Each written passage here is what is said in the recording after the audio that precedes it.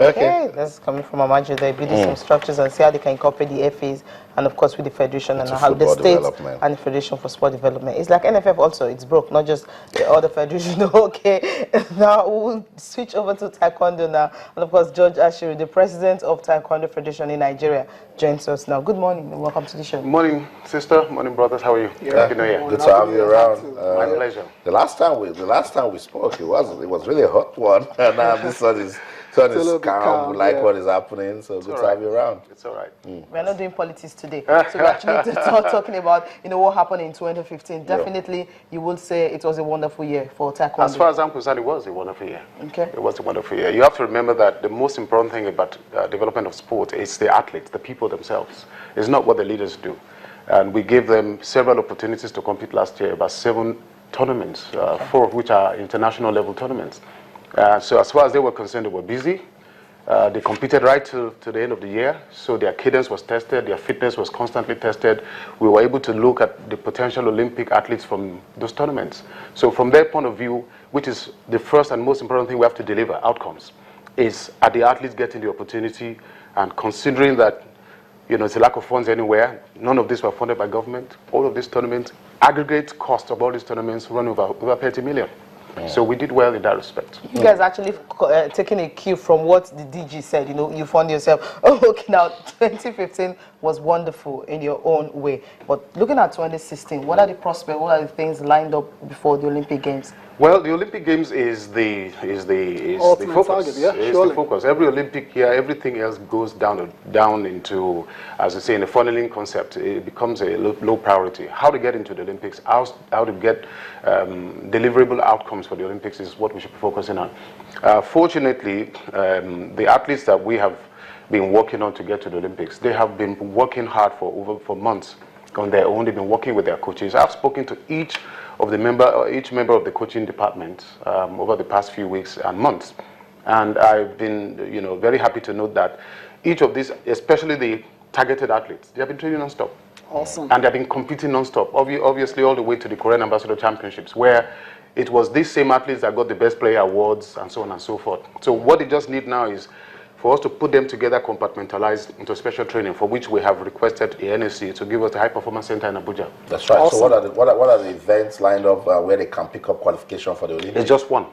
Wow. Olympic qualification tournament. That's it.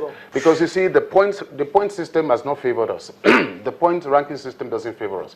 At the moment the point ranking system was started a few years ago, the top 6 in the world will qualify for the Olympics. At that time, we didn't have anybody in near the top 6.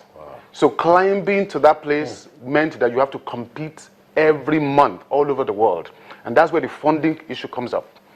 And when you can't get funding to travel, to compete, to get the points, it's difficult to get to top 6. So we now rely on the make or break African qualification tournament. And by the way, the previous 4 Olympics, it was the same African qualification tournament we used to get in. We never got in through the world system. We never got in. So at the moment right now, we haven't the country hasn't qualified for Taekwondo. No. The vast majority of African countries are not qualified. Yeah, but a few of the top ones have. Yeah, the Egypt and the likes of Gabon. Yeah, the ones that are constantly competing, who have the athletes. The Francophone countries have this tradition. They pick the best athletes, they get IOC funding for them, and they send them out. And some of them live in France, by the way. We think they're from Gabon, but they actually live in Europe. Even the guy from Niger lives now in Germany. So that's where they get opportunity to compete regularly and pick up points. So how do they get that IOC funds you're talking about? Now, this is one of the, the IOC has a tendency to look for poor countries to support. And Nigeria is in that very funny situation where we're not poor, we're neither rich nor poor. But there are scholarships. This year, the NOC gave scholarships out. Unfortunately, Taekwondo was not given the opportunity because we have benefited from previous ones. Okay.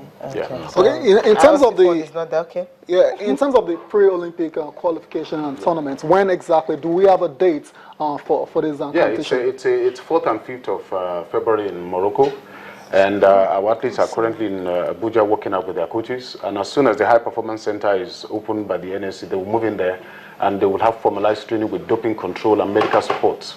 And I expect that will happen in a few days. We're already talking to the people in NSC. Let's talk before the Olympics. What are the plans that the Federation have as regards competition, events that will keep athletes busy before the Olympics? Well, like we said, the traditional tournaments that we have every year will continue. Okay. Lagos International Classics will continue. The Panama Classics will continue. All of the 6 or 7 major tournaments will still continue, which is good. But for the athletes that qualify for the Olympics, what we have said is they need to get out. And that has to be funded by government. There is no private company that is going to bring out the kind of money we need in the notice we have, in the time we have, with the structure of the economy the way it is. So once we qualify an athlete, the NSC, through the Ministry of Sports, has to give the support for whoever qualifies. And what we hope to do is to send them out to Asia throughout the entire period. Okay.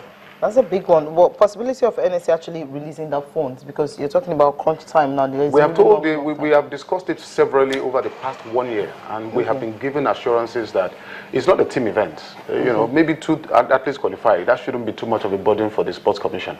But we need to have assurances of that funding. We can't go to GLO now and start begging, and they'll say, oh, till June before we can find money, and so on and so forth. And, you know, we couldn't go to them prior to qualification. Yeah. We have to wait until we qualify an athlete before we can go out. There will be support in some instances. I know that the World Federation might give us some kind of support.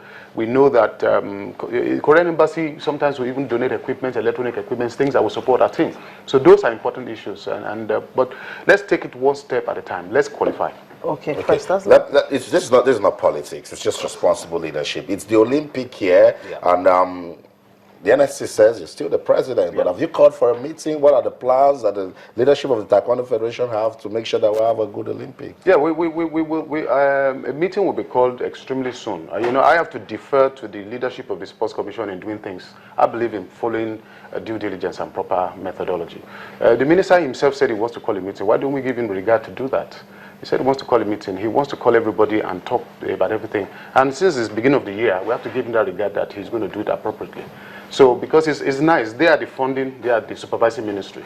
They want to get to the root of what are these issues are. And they want to be an objective partner in making sure we move forward. So they don't want a situation where 2 of you get back into the ring and you don't know what will come out of it. But would the other side, I know there's another side, would they agree to come to a meeting that you call? If they are patriots, they will. If they are patriotic, they should. Because we are representing Nigeria. It's not an NGO, it's a government organization, Nigeria Taekwondo Federation. When a meeting is called by the president recognized by the government, then it is the duty to come, and then they can say, and we can talk, and we can go back and forth. And that is our reasonable expectation Nigerians have of us. We are not there to destroy government. I have been in this thing for almost 40 years this year. Wow. And I've never experienced this thing before. We don't have it in our sports.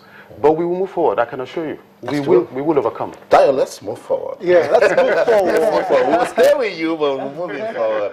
Yes. Moving forward, definitely. Capital Cup, semi-final, first leg game played yesterday. Liverpool, you know, traveled all the way to Stoke and they got the result. 1-0. Your friend Jordan Hyde. Jordan Hyde was on the score sheet, and you know it's a good victory for Liverpool. But then it came at a cost. Injuries to Coutinho, injuries to Dejan Lovren, and that's how many now? That's about 5 hamstring injuries, and I wonder what's going on there. Perhaps there's something not going according to plan in training, you know, because the style of Jurgen Klopp involves a lot of pressing. It involves a lot of pressing, and perhaps that's getting to the players because it takes a lot to press for 90 minutes. You do it on a training ground and come back and do it again in a football match. It'll be very hard for them, but hopefully the players can recover from the injuries. Today, it's about Liverpool, it's about Manchester City and Everton. That'll be a very tough one at Goodison Park, and for me, the players to look out for Romelu Lukaku and Sergio Aguero. That's right. And in the NBA, any quick talk? NBA, definitely. The Golden State Warriors are still doing incredible things. Yesterday, they won their 33rd game of the season against the Los Angeles Lakers. Cecilia, your Lakers have been poor all season. They lost 109-89 to the Golden State Warriors. Precisely. They won the game 2 days ago. And you will not talk about the fact anytime they win, you will not talk about it. So but that's just unfortunate. But then that's not my fault. What I'm saying is yesterday they were awful and they lost by a very wide margin. Exactly. Klay Thompson at 36 points. We always talk about Steph Curry. But then Klay Thompson stepped up yesterday, 36 points for the Warriors. Aizeli Festus didn't play again for a 5th time in a row. Apparently, he's injured a big toe, and it's going to take him a while to come back. But I think he's getting close to fitness again. It'll be very important for him to return to the court as soon as possible. In other results, the New York Knicks beat the Atlanta Hawks 107-101. Milwaukee Bucks they lost against the Chicago Bulls 106-117, while the Sacramento Kings, look at that result, they lost 116-117, just 1 point. Basketball is very cruel. That's right. That's basketball for you, and this season we're waiting to see the way it will go. But let's just set the record straight. So someone is wondering, it's not Liverpool and Fulham, it's Liverpool Stoke City. Liverpool traveled all the way to the Britannia. That's a difficult place to go. You know, and they actually won, and that's why they came out. Because when you go to Stoke, you get knocked, you get kicks, and they're playing better football now. But the thing is, I think what Jurgen Klopp should do, this is January, the transfer window is open. So he should just get 2-3 players. He needs that to actually have as a backup, because right now the team is in shambles. They don't really have a quality player, you would say, that can actually, do the job this season. Really? Yeah, right now. Like, you don't have quality, you don't have Lovren Origi, remember he's injured. Coutinho has been the heart of that team. Exactly. Henderson, sometimes. In terms of replacing the injured. Exactly, that's what I'm saying. So you need like 3 players right now. Maybe get 1 striker, maybe 2 midfielders, and just 1 defender. I think that should do the season for them. If they don't do that, it's going to be difficult for them. Okay, guys, let's not forget, we'll still have George Ashira around. Thanks for hanging about with us. I know. But this George Ashira is a grandmaster. I only support Super Eagles. I don't support any other team, Nigerian team, period. Just Super Eagles. If Super Eagles of Nigeria, they are playing the final of a competition. Let me dream, World Cup. And then you have one of your athletes fighting at one international Korean championship, and both are on live TV. Well, what's the choice? I have dual screen TV. Look at that. All right, thank you so much, George Ashira, for coming around. Always a pleasure to have you come around. I want to wish you all the best for Taekwondo in Nigeria this year. Thank you very much. And of course, we want to see 2-3 athletes qualifying for Olympics. Well, thank you so much for being part of the program. I'm Cecilia Amogbe. Thanks for watching, and join us tomorrow for another exciting edition. I'm Tayo Salam. Okay, and whenever Tayo says join us tomorrow, I say join us tonight, because 9 p.m. we'll be back again to talk some more sports. That's the show. So come your way again. I'm Austin Okunakwan. In everything you do, remember to keep talking sports. Bye for now.